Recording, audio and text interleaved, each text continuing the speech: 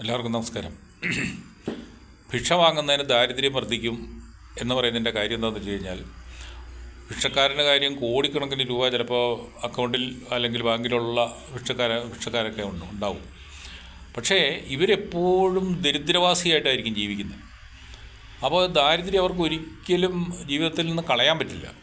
അപ്പോൾ ഭിക്ഷ വാങ്ങിയാൽ എപ്പോഴും ദാരിദ്ര്യം വർദ്ധിക്കും. കാരണം എന്താ, നമ്മളുടെ അധ്വാനമല്ല നമ്മൾ ഉപയോഗിക്കുന്നത്, മറ്റുള്ളവരുടെ അധ്വാനമാണ് നമ്മൾ ഉപയോഗിക്കുന്നത്.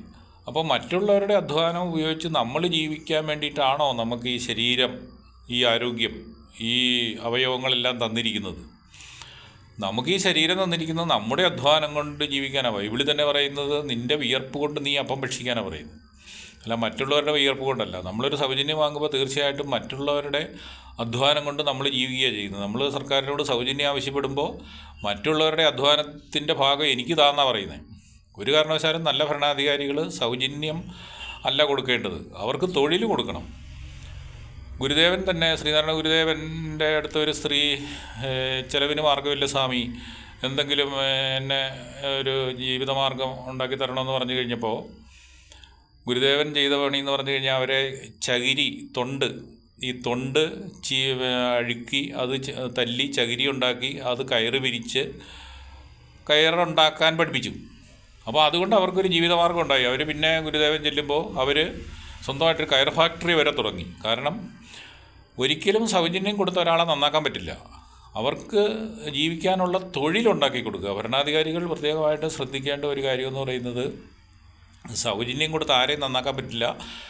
വോട്ട് തൽക്കാലം കിട്ടുമായിരിക്കും, പക്ഷേ അതുകൊണ്ട് നാട് നന്നാവില്ല.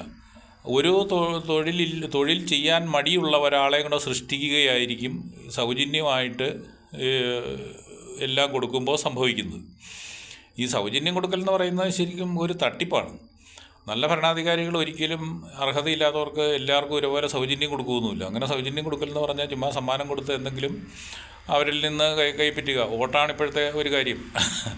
അപ്പോൾ അത് ഒരിക്കലും സമൂഹത്തിന് നല്ലതല്ല. സമൂഹത്തിന് നല്ലത് അവർക്ക് തൊഴിൽ ചെയ്ത് ജീവിക്കാനുള്ള അവസരം ഉണ്ടാക്കി കൊടുത്ത് അവരെ സ്വാഭിമാനം ഉള്ളവരാക്കി മാറ്റുക എന്നുള്ളതാണ്. അല്ലാതെ അവരുടെ അഭിമാനം നശിപ്പിച്ച് അവർക്കെപ്പോഴും സൗജന്യം ഇങ്ങനെ കിട്ടിക്കൊണ്ടിരിക്കും എന്നവരെ ധരിപ്പിക്കലല്ല ഒരു നല്ല ഭരണകൂടത്തിൻ്റെ ലക്ഷണമെന്ന് പറയും.